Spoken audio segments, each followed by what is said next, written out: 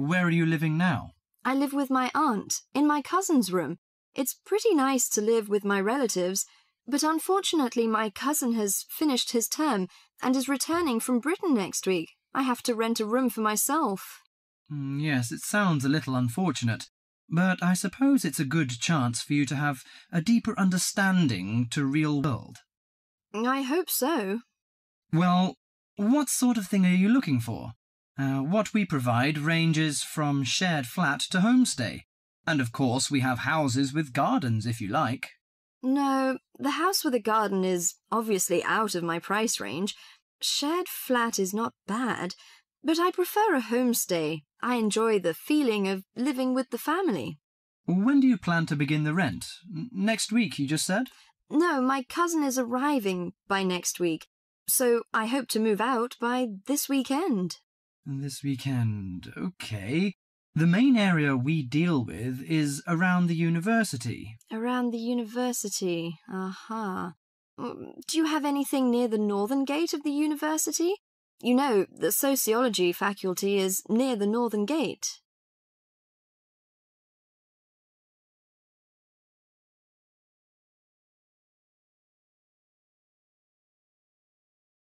Before you hear the rest of the conversation, you have some time to look at questions 4 to 10.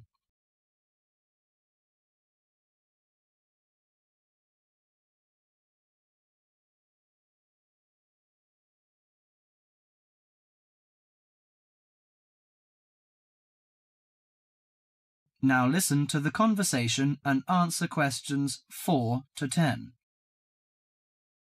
Yes, what sort of price are you thinking of?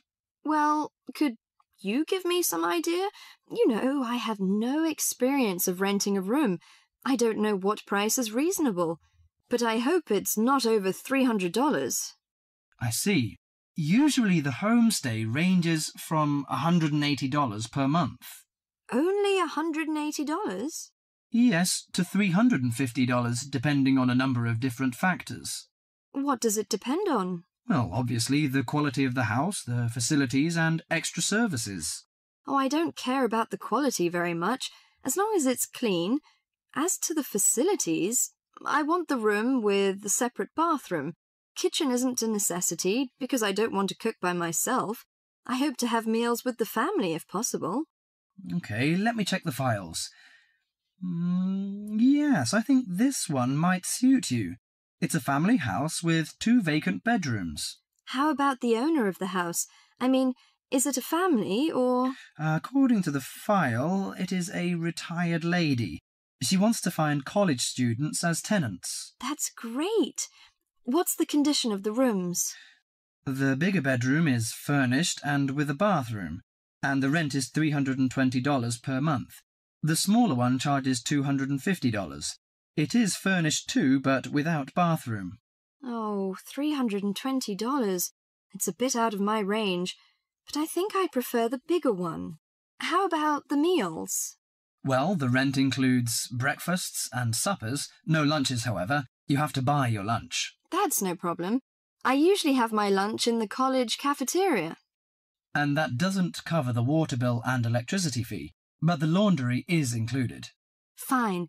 Could you tell me the address? Yes, it's on 323 West Park Road. Let me get that down. 323. Okay, it's near the university. So, when can I have a look at the room? You know, I'm a little pressed for time. The file says the landlady is in every afternoon. So this week, say, Friday? Oh, I'm afraid I can't make it then. I have a lecture on Friday afternoon till 5:30. How about Thursday? Okay, that's fine. Would 5 be okay? Yes, fine. Just come here. Yes, here in the student service office. Oh, before I forget, before moving, you have to pay 1 month's rent in advance. Really? Oh, I didn't know that before. Could I ask why? As the deposit. You know, in case you damage the property or move out without giving notice. Usually this doesn't happen, but standing in the owner's shoes... Yes, I understand it all. So that's $320. Okay, I'll take the money if I'm satisfied. Well, a word of advice. Don't forget to get a receipt when you pay the deposit or rent. Yes, thank you so much. That is the end of part 1. You now have half a minute to check your answers.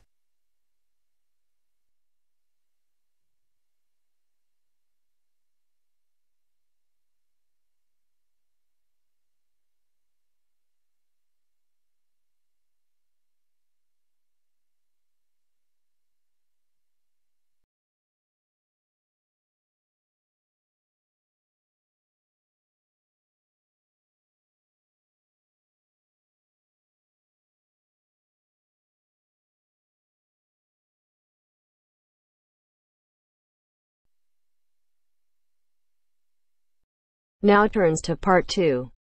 Part 2. You will hear a trainer giving a talk to people who want to learn outdoor survival skills. First, you have some time to look at questions 11 to 16.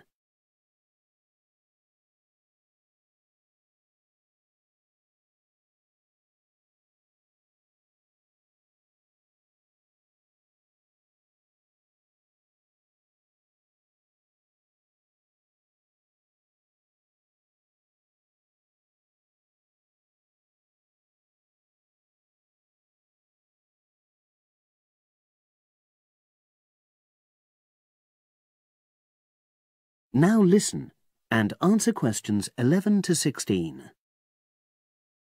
Good morning, everyone, and welcome to our outdoor survival program. As you know, this week you'll be learning some of the basic information and skills you need to look after yourself independently in the outdoors. These first 2 days will be based here in the classroom, and then we'll be taking a camping trip to put into practice some of the things you've learned. I'm going to start off with the topic of food. And to start with, I'll describe just 2 methods which we'll be putting into practice at our camp, and which make use of natural resources, the steam pit and the bamboo pot. I've got 2 posters here to make things clearer, and I'll start with the steam pit here. To make this, you'll need some dry sticks, some grass, some loose earth, and some stones. And for this week only, some matches. The first thing you do is to dig a shallow pit in the place you've chosen to do your cooking. Let's say about 25 centimeters deep and 30 centimeters wide. Your sticks have to be a bit wider than the pit because you have to put a line of them along the top from one end of the pit to the other. Before setting light to these, you take some large stones and arrange them on top. Then you start the fire and wait till the wooden platform burns through and the stones fall into the pit. At this point, brush away any pieces of hot ash from the stones. You can use a handful of grass, and then take another stick and push it down into the center of the pit, between the stones. After that, you cover the whole pit with a thick layer of grass. And then you can put your food on it, wrapped in more pieces of grass, like parcels. Finally, cover the whole thing with earth. You have to pat it firmly to seal the pit. Then all you have to do is take the stick out and pour a bit of water into the opening that it leaves. It should take about 4 hours for your food to cook, as it cooks slowly in the steam that's created inside the pit. Now you have some time to look at questions 17 to 20.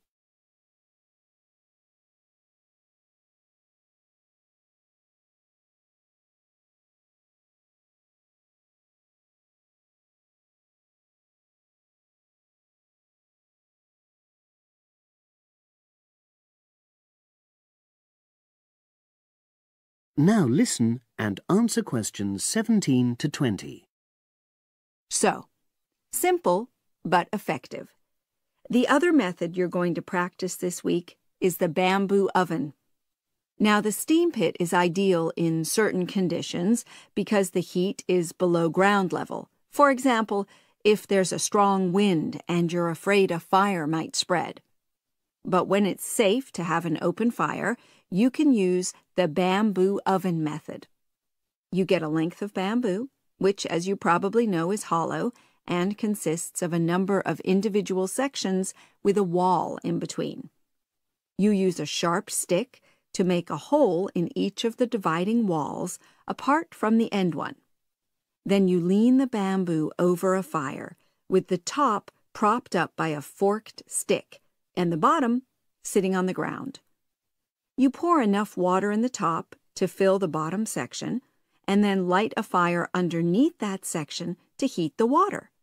Then you put your food inside the top section, and the steam coming up the bamboo through the holes you made cooks it. I'm going to move on now to food itself and talk about some of the wild plants you might cook. I'm going to begin with fungi. That's mushrooms and toadstools. I'm sure you'll be aware that some of these are edible and they're delicious, but some of them are highly poisonous.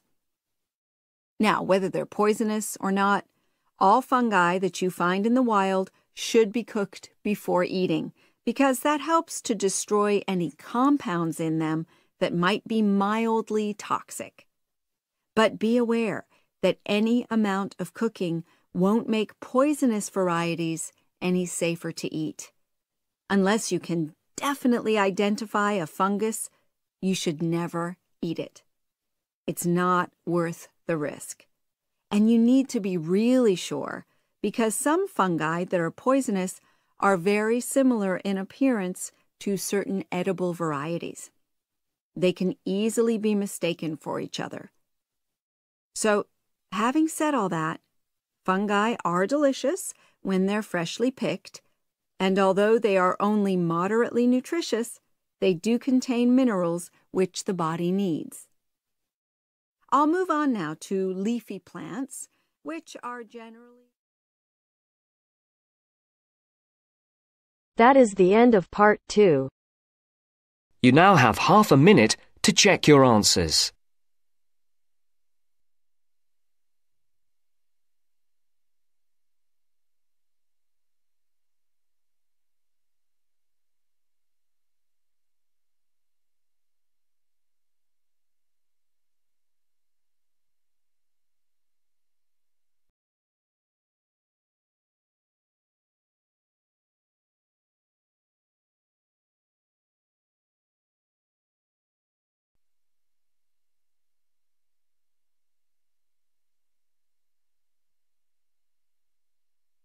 Section 3. You will hear two business studies students discussing a presentation they'll do on an article on working effectively in groups. First, you have some time to look at questions 21 to 26.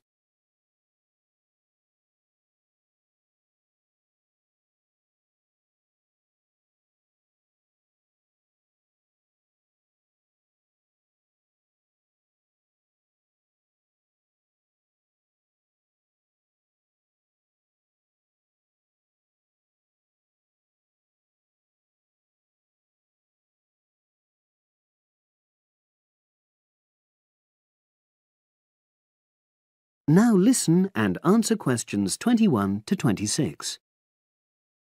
So, Brad, what did you think of the article on group work? Oh, hi, Helen. Yeah, it was pretty good, with helpful pieces of advice on how to make group work effective. I think we were lucky to be given such a straightforward text to present at the management skills seminar. Yeah. Actually, shall we discuss it now? Have you got time? Sure. It's only a 10-minute presentation, so we just need to explain and then give our views on the main points raised in the article. I'll jot down some notes. Right.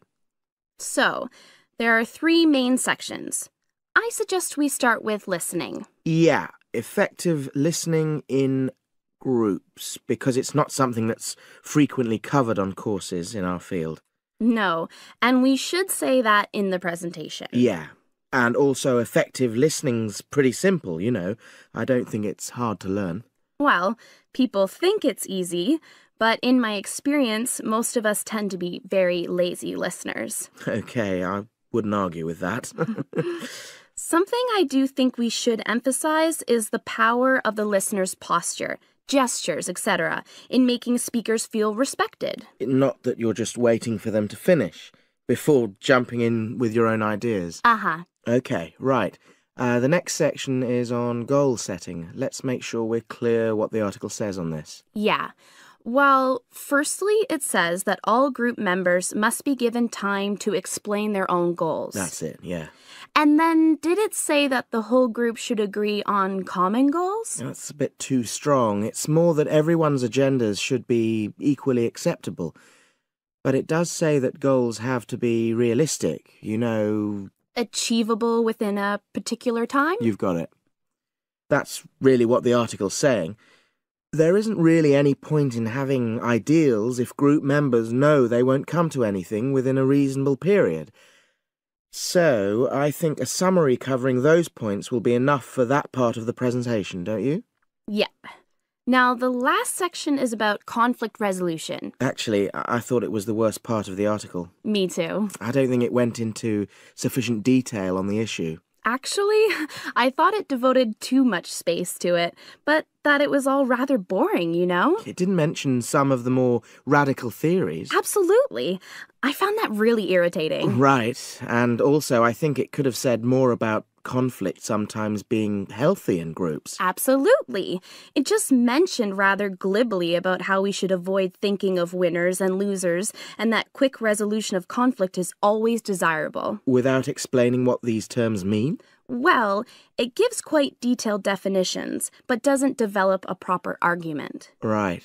So, for the presentation, I think we just give some definitions and then explain what we felt were the weaknesses in the article's treatment of conflict resolution. Yeah, good. Now you have some time to look at questions 27 to 30.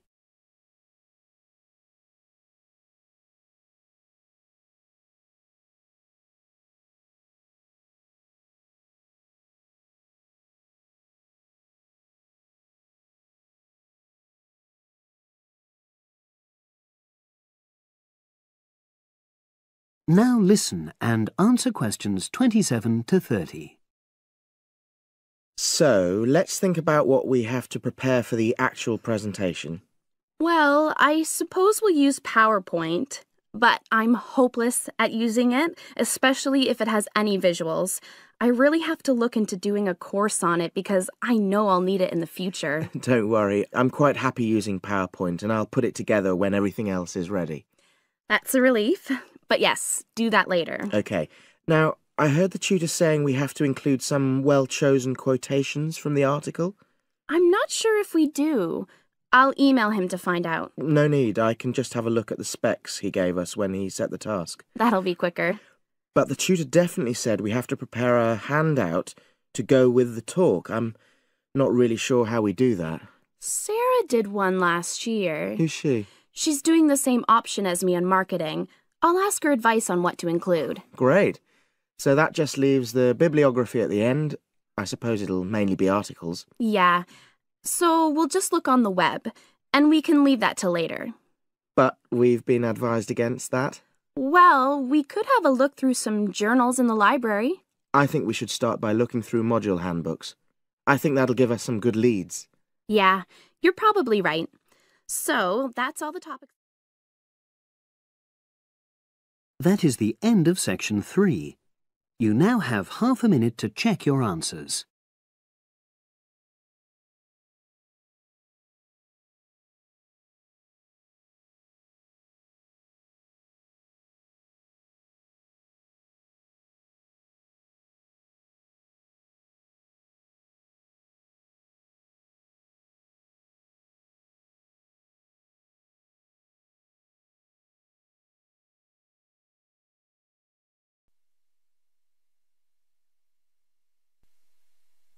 Now turns to part 4.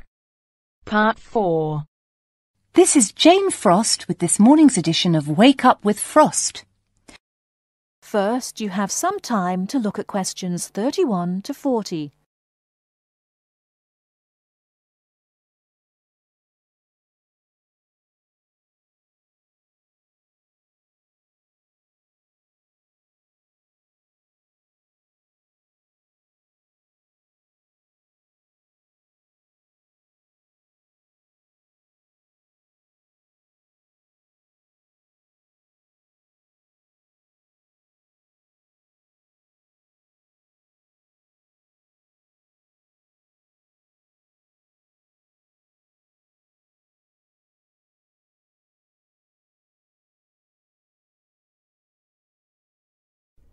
Now listen carefully and answer questions 31 to 40.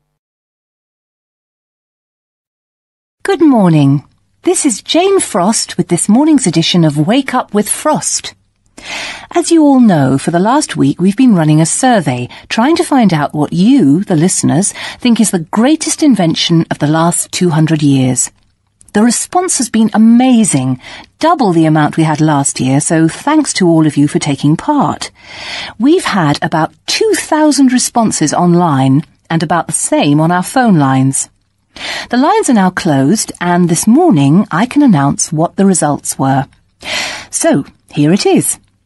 You, the listeners, have chosen as the greatest technological invention of the past 200 years, and let me not forget to mention that 65% of you voted for this, it's the bicycle. Yes, the bicycle, first invented in 1818, and, would you believe it, the first bicycle was made of wood. The second bicycle had iron wheels. I cannot imagine what that must have been like to ride. It would have kept you fit at any rate. But for me, the best thing about the bicycle was what it did for women's rights. Yes, in the 1890s, it was the bicycle that meant women could change their clothing, start wearing trousers or pantaloons as they were known. Before then, women's clothes had been really uncomfortable, and I'd imagine quite difficult to breathe in.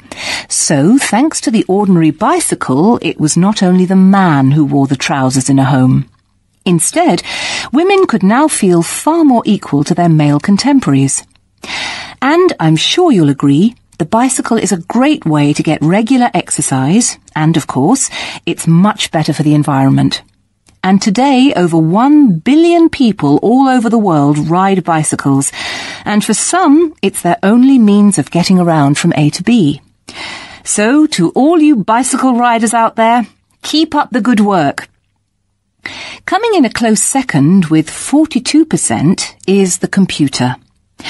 I found out something interesting about the computer, which is that really, this word first meant someone who did mathematical calculations. Of course, today, with the development of the personal computer, computers are being used for everything from home use to business and even digital photography. I don't know about you, but I can't imagine life without a computer now. I guess closely related to the computer is the internet, and this got 12% of your votes. Maybe, like myself, many of you might think of the internet as being the World Wide Web, but actually the web is only one part of the internet. The internet began as part of the United States military network, but it later began to be used by businesses and academic institutions. Of course, today, the internet has so many uses. We use it for shopping online and entertainment, as well as to find information and send emails. But sadly, there is a darker side to the internet, and some of you have sent me emails about this. Finally, with 5% of your votes, is the radio. We think the radio was invented by Marconi in 1896, and he opened his first radio or wireless factory in the United Kingdom in 1898. In 1906, a man called Reginald Fessenden gave the first radio broadcast from Massachusetts. Ships could hear him at sea, and apparently he played the violin. As yet, listeners, I've spared you from having to listen to my guitar playing. But certainly radio is still important. Let's not forget that it was by radio that the Titanic sent signals to other ships. And with the popularity of TV today, I was secretly pleased so many of you had still placed importance on the radio. So, there you have it, the results of our survey. I think there are still important inventions that were not chosen but deserve a mention. Nuclear power and, of course, communications satellite, something which I am certain will continue to change the face of how we communicate with each other over both long and short distances. In fact, for me, the mobile phone is one of the greatest inventions of the last 200 years, if I think back to my first phone and then I look at what is happening now. Children born today will probably be more likely to have their first experience of the internet on a mobile phone screen rather than a computer monitor. Some of the new mobiles that are now being sold make it just as easy and as quick to find information on the web as on a computer. And let's not forget that mobiles now have digital cameras, word processing facilities, so you can type all your documents, and even personal organisers. I think it's quite possible that the mobile may even replace computers one day. That is the end of part 4. You now have half a minute to check your answers.